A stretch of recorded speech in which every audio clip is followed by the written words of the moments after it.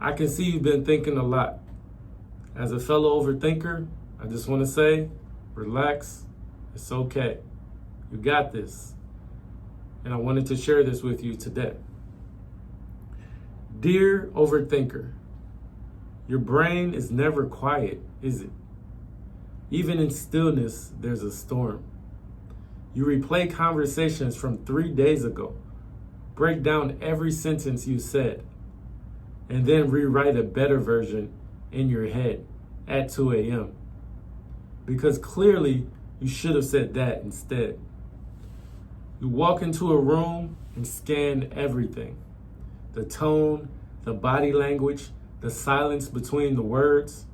You don't just hear what someone says, you dissect it, decode it, wonder what they meant by how they said it, and then you carry it with you for the next 72 hours.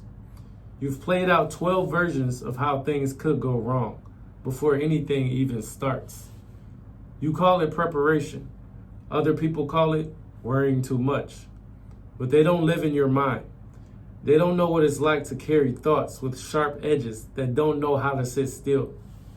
You've probably been told you think too much, that you need to let things go, but no one tells you how. They don't realize that your mind is a web. Everything's connected. One thought leads to 5, and suddenly you're deep in a spiral, analyzing things that haven't even happened yet.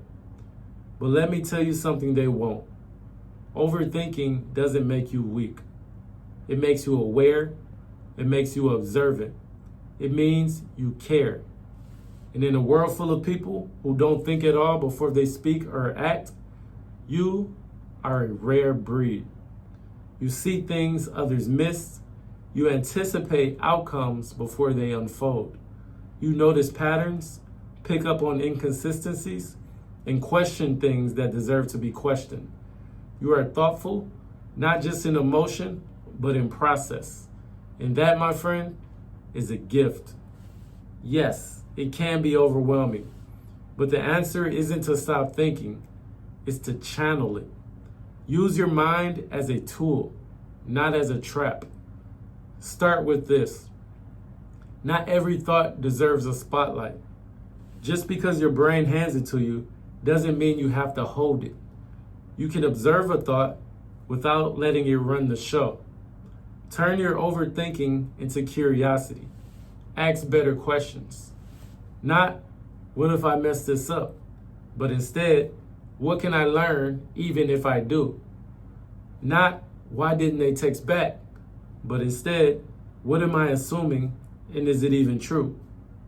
And sometimes the best thing you can do is give your thoughts a job. Write them down, speak them, sort them. Don't let them float around unchecked, turning your mind into a house with every light on. Because here's the truth. Your mind isn't broken, it's busy, it's active. And when guided well, it's brilliant. The same mind that overthinks is the one that sees connections no one else does. That builds ideas. That creates art. That solves problems before they even exist. So don't shame yourself for thinking deeply.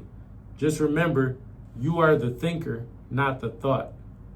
You get to decide which ones stay. You get to decide which ones speak. You've spent enough time battling your own brain. Try partnering with it instead. Trust that not every thought is truth.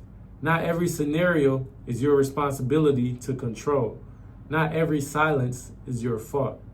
You are not crazy. You are complex. You are not too much. You are layered. And when you start owning your mind instead of fearing it, that's when everything changes. So think, wonder, question, but don't forget to live too. The world needs minds like yours. Just don't forget to come up for air.